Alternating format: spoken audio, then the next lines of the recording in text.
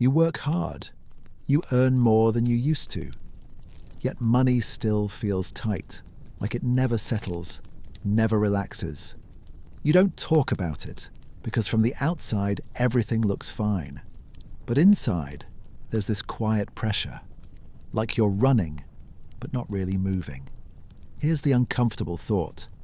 If you skip this, you'll keep blaming income, timing, or luck, and miss what's actually controlling the outcome. The Millionaire Mind by Thomas J. Stanley doesn't flatter you. It watches you. Miss this, and you'll keep repeating the same patterns without knowing why. So, let's begin. Chapter 1. What actually makes a millionaire? Most people think millionaires look a certain way, louder, sharper, more confident. They imagine risk-takers with big personalities, and even bigger stories. And yet, when you actually meet them, that image quietly falls apart. The strange truth is, most real wealth doesn't announce itself. It shows up early to work. It pays bills on time. It drives the car a few years longer than it needs to. It skips applause. It repeats small decisions so consistently that, from the outside, it almost looks boring. Most success looks boring from the outside. That's the first uncomfortable contradiction. We're trained to believe wealth comes from brilliance, bold moves, or being in the right place at the right time. But when Thomas J. Stanley studied actual millionaires, not celebrities, not influencers, not people selling advice, he kept finding the same quiet pattern. They weren't extraordinary in personality. They were ordinary in discipline. And that difference matters more than talent ever will. There's a moment most people never notice because it doesn't feel dramatic. It happens when someone chooses to live slightly below their means instead of right at the edge. When they resist upgrading their lifestyle just because their income allows it. When they say no to a purchase not because they can't afford it, but because they don't need it. That moment doesn't feel like success. It feels like restraint, and restraint doesn't get celebrated. I remember a man Stanley described, a business owner who had built real wealth over decades. If you passed him in a grocery store, you'd never look twice. Plain clothes, ordinary schedule, no visible urgency to impress. But every decision he made had a long memory. He wasn't asking, "Can I afford this?" He was asking, "Does this help or slow my independence?"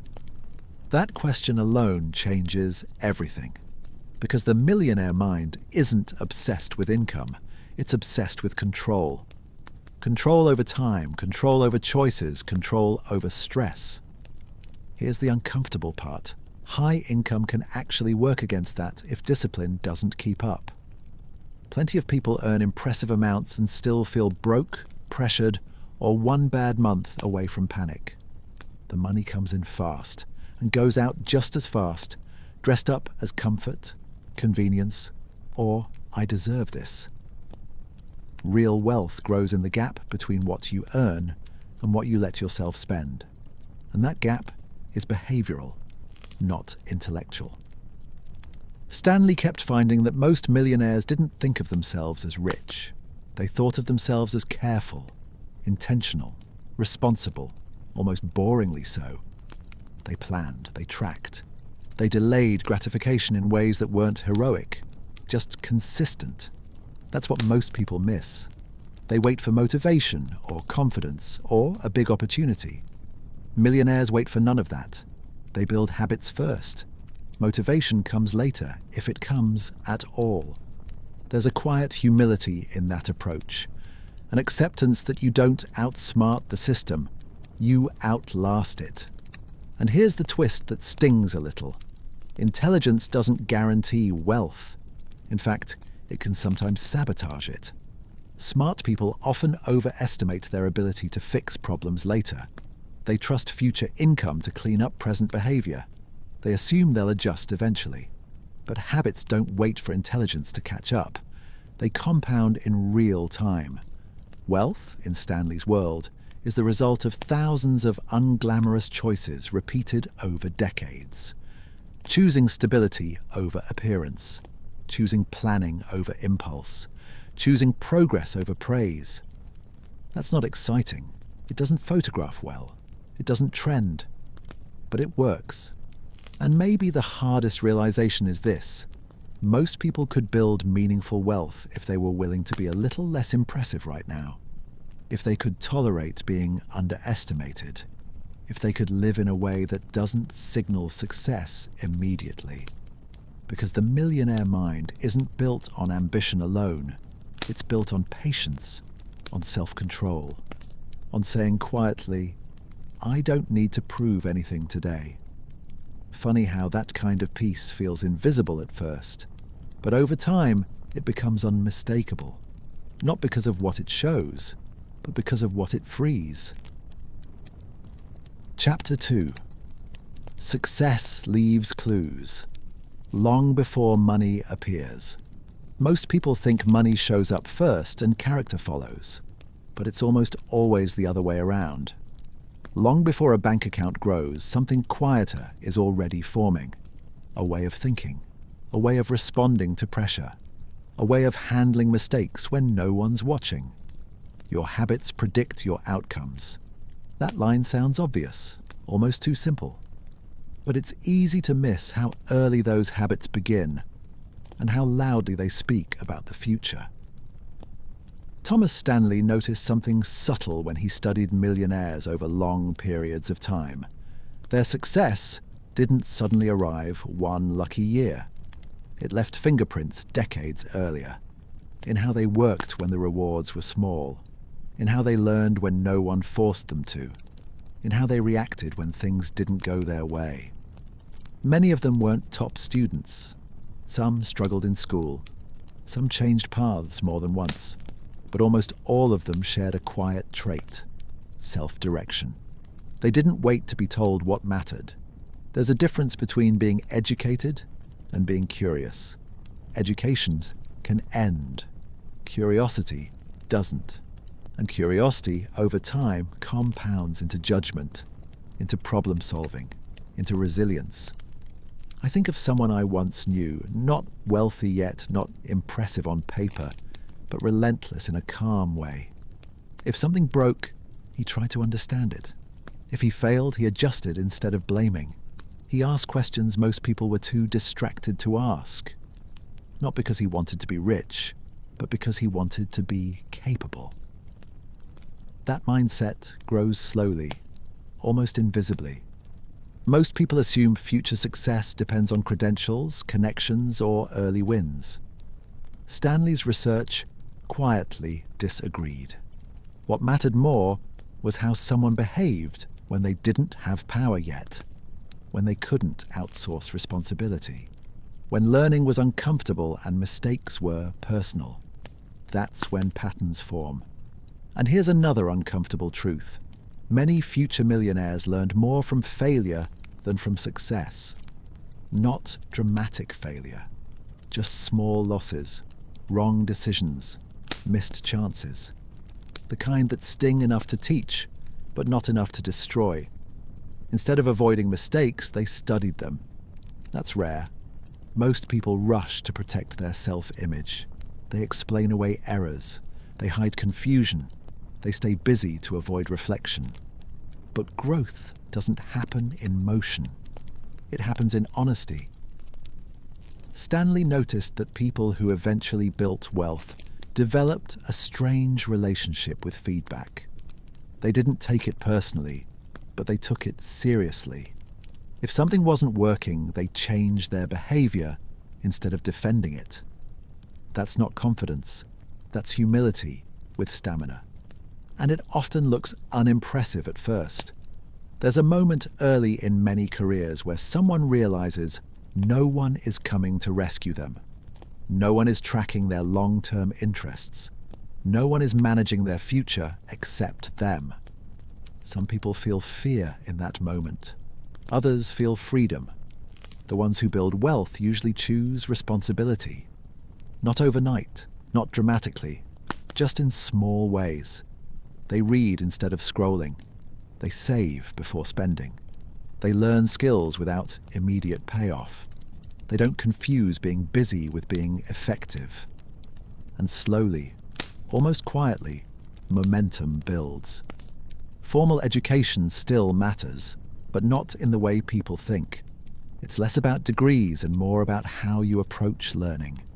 Do you wait for structure or do you seek understanding?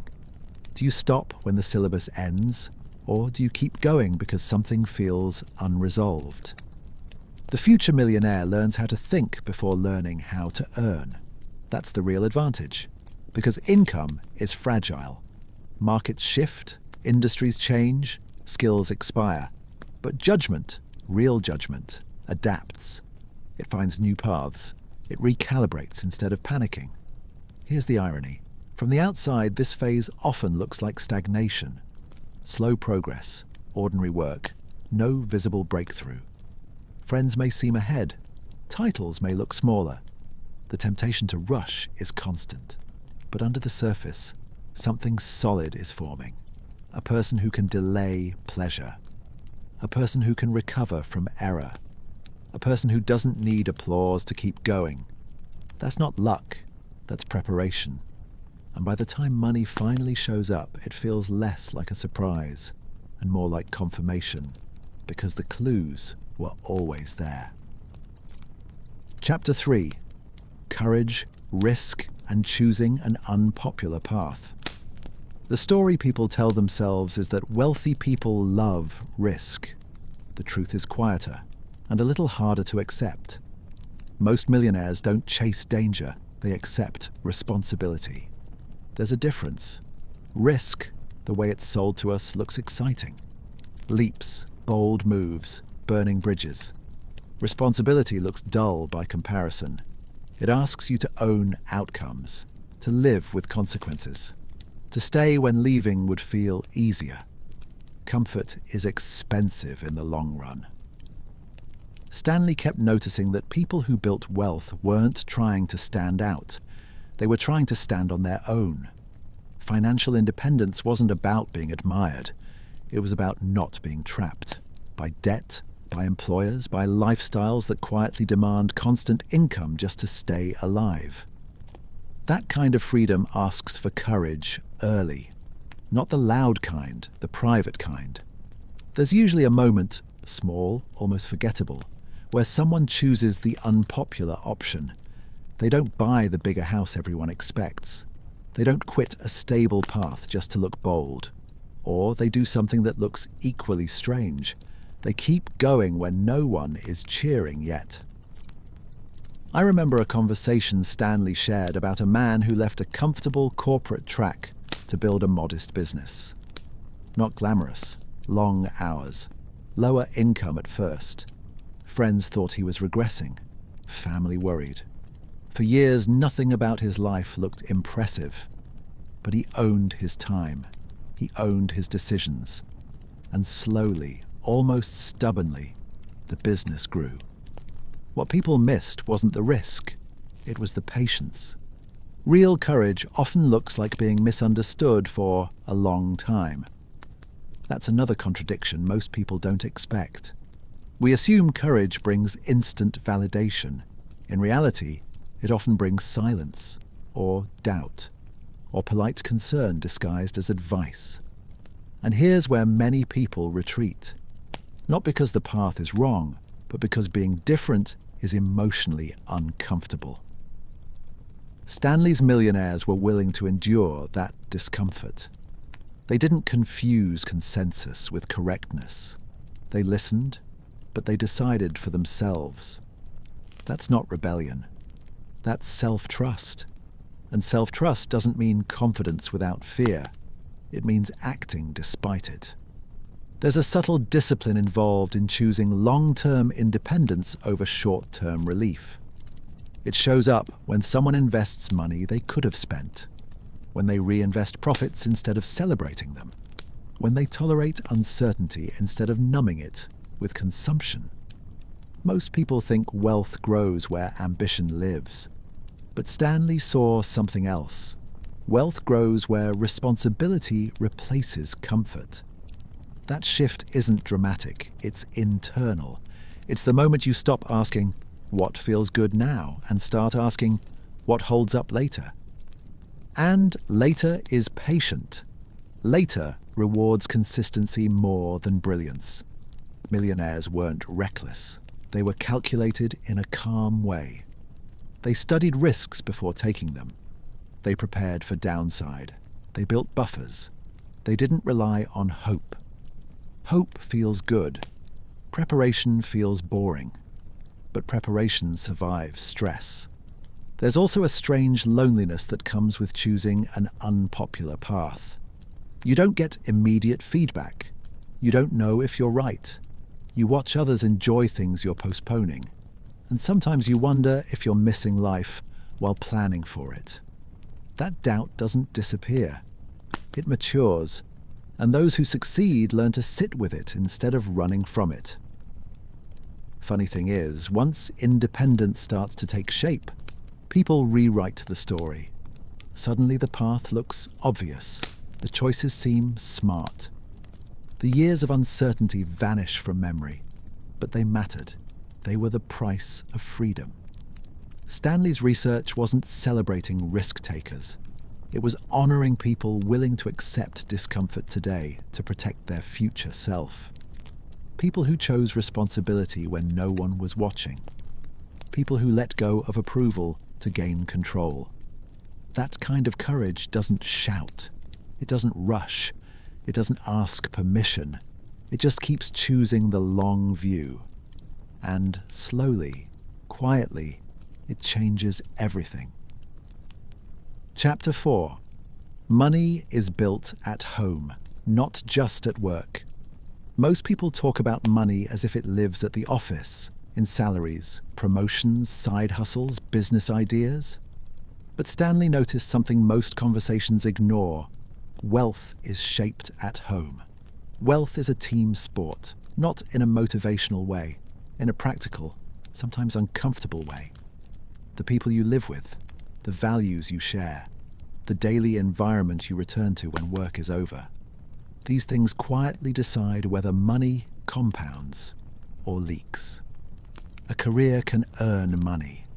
A household decides what happens to it.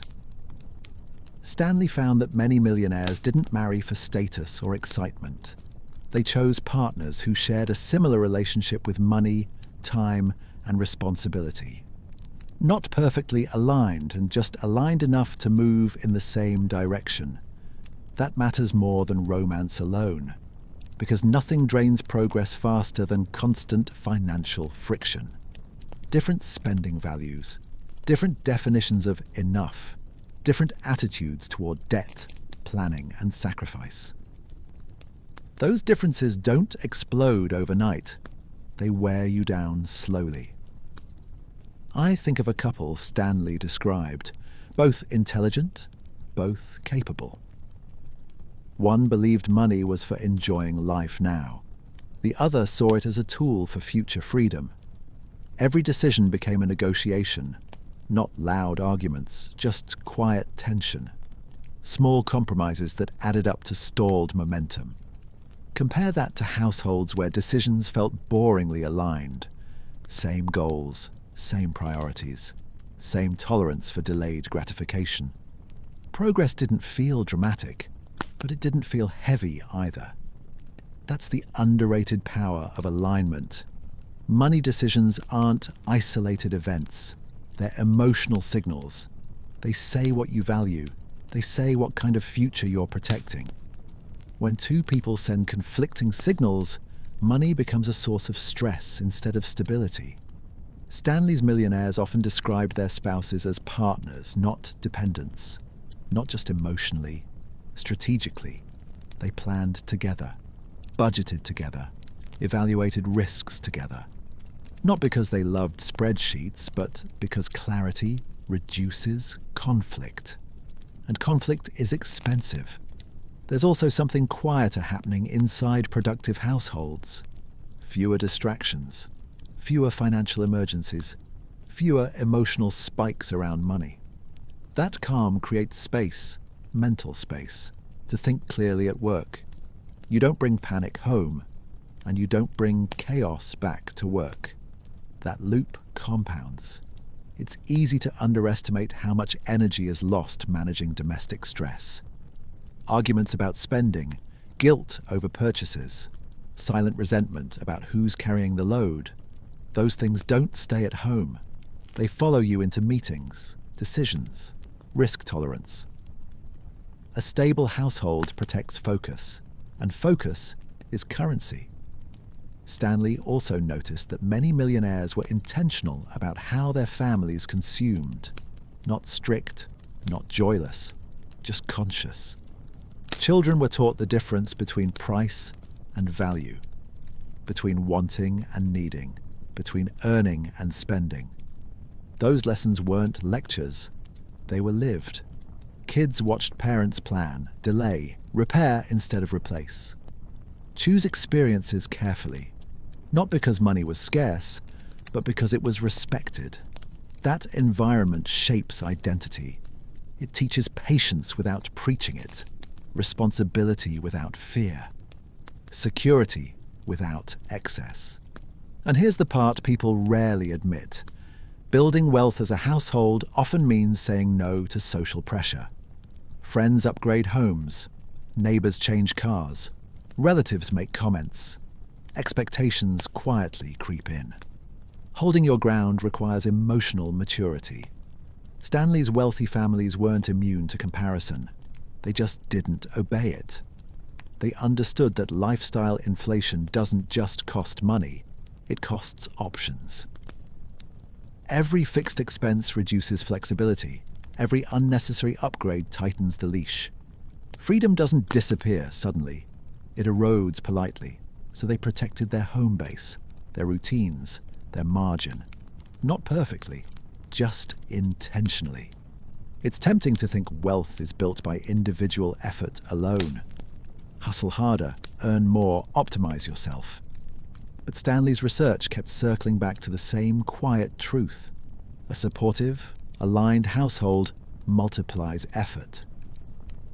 A chaotic one divides it. And the difference shows up years later, not in dramatic wins, but in who still has energy, clarity, and choice. Money might be earned in public, but it's either protected or destroyed in private. That's where the real work happens. Chapter 5. The quiet lifestyle that sustains wealth. If you lined up real millionaires beside the image most people carry in their head, the mismatch would feel almost awkward. Where's the flash? Where's the proof? Stanley found that the people who actually kept their wealth lived in ways that felt restrained, not deprived, just uninterested in performance. Their homes were comfortable, not theatrical. Their spending was intentional, not emotional. Their choices weren't designed to impress anyone passing by. And that's the point most people miss. What are you really buying? Status feels like ownership, but it's actually a lease. It demands constant renewal. A nicer car today quietly commits you to higher insurance tomorrow. A bigger house brings maintenance, pressure, comparison. Each upgrade whispers the same promise: comfort, admiration, arrival, and then sends the bill later. Millionaires learned this lesson early, sometimes the hard way. They noticed how quickly pleasure faded and how long obligations stayed. So they made a counterintuitive choice. They spent less than they could, on purpose. Not because they were fearful, because they were protective of time, of freedom, of peace. Stanley observed that many wealthy individuals didn't associate spending with happiness. They associated it with trade-offs. Every dollar had a job. And if that job didn't serve independence, clarity, or long-term security, it was questioned. That mindset changes how everything feels. Buying something stops being a reward and starts being a decision. Not, do I want this, but what does this cost me later? And that question quietly rewires desire. It's not that millionaires never enjoy money, they do. But they enjoy it in ways that don't trap them. Experiences over appearances, quality over quantity, margin over maximum. They didn't want their lifestyle to require their constant presence just to sustain it. There's a calm confidence in that, a sense of not needing to explain yourself. Stanley's millionaires weren't trying to look poor, they were trying to stay free. They understood that once your expenses rise to meet your income, options disappear. You can't walk away, you can't pause, you can't say no without anxiety creeping in. Freedom needs space, and space comes from restraint. What's interesting is how this lifestyle feels from the inside. It's not exciting, it's steady, predictable, almost quiet. And in a world addicted to stimulation, quiet can feel uncomfortable at first. But then something shifts. Stress softens, decisions simplify, sleep improves. Money stops being a daily emotional event and becomes a background system. Reliable, boring, supportive. Funny how peace feels boring until chaos returns. Stanley's work wasn't romanticizing simplicity. It was pointing out sustainability. Wealth that lasts doesn't demand attention. It doesn't need applause. It doesn't leak through impulse purchases or comparison. It holds. And over time, that holding creates a strange kind of confidence. Not the loud kind, the grounded kind. The kind where you don't need to prove anything, because your life already works. That's the real reward. Not the house, not the car, not the number, but waking up without financial noise in your head, knowing your choices belong to you, knowing tomorrow isn't fragile. That's what the millionaire mind ultimately protects. And maybe that's the quiet question worth sitting with for a moment. Not how much you could earn, but how little you actually need to feel secure. If this stirred something in you, and a thought, a tension, a recognition, I'd genuinely love to hear it. Not a goal, not a plan, just the one line that stayed with you while listening. And if this felt like a conversation you want to keep coming back to, the kind you put on during a walk or a late drive, you're always welcome here. Stay close. We'll keep exploring these quiet truths together.